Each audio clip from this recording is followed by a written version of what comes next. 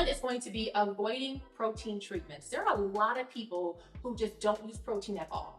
Now, that may work for some, but I'm realizing that for a lot of people, it doesn't work. And here's why.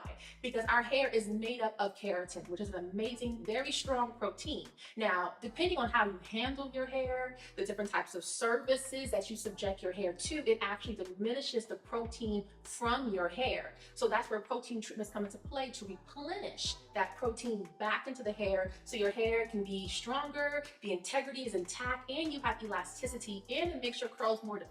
You would be surprised how many people I talk to who are experiencing breakage, and it's not even due to moisture loss, it's due to protein loss. So by you incorporating protein into your regimen, and it can be like once a month, a lightweight protein treatment, Apogee 2-minute conditioner, or even K18, for example. It doesn't have to be the Apogee 2-step. It doesn't have to be a hardcore protein, but just a lightweight protein once a month will do wonders for your hair. Okay, number 2 is going to be not using leave-in conditioners on your hair. I think this is like not good hair advice at all, because yes, even though you do use a conditioner after your shampoo, you are rinsing that conditioner off. Now, there will be some conditioning ingredient left on the cuticle for softness, but not as much as if you were using a leave-in conditioner that actually stays on the hair. Now, most leave-in conditioners will actually contain polymers, which are like styling agents, but they also prep the hair for the style.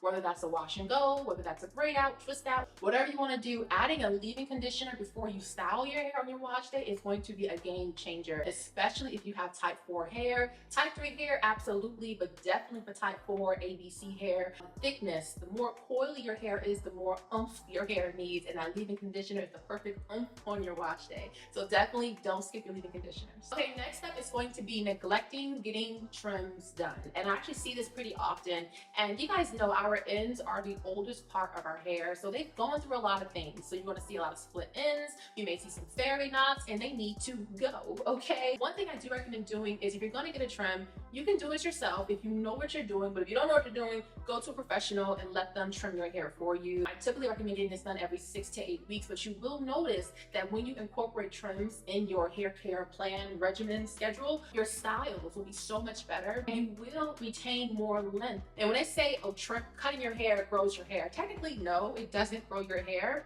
The growth is coming from here, but the retention of the hair, the length, is coming from the ends. But if you have a lot of split ends, breakage, or like dryness here, you're not going to see it, especially if your ends are damaged. So get them things cut, okay? Remember, it is quality over quantity when it comes to our hair.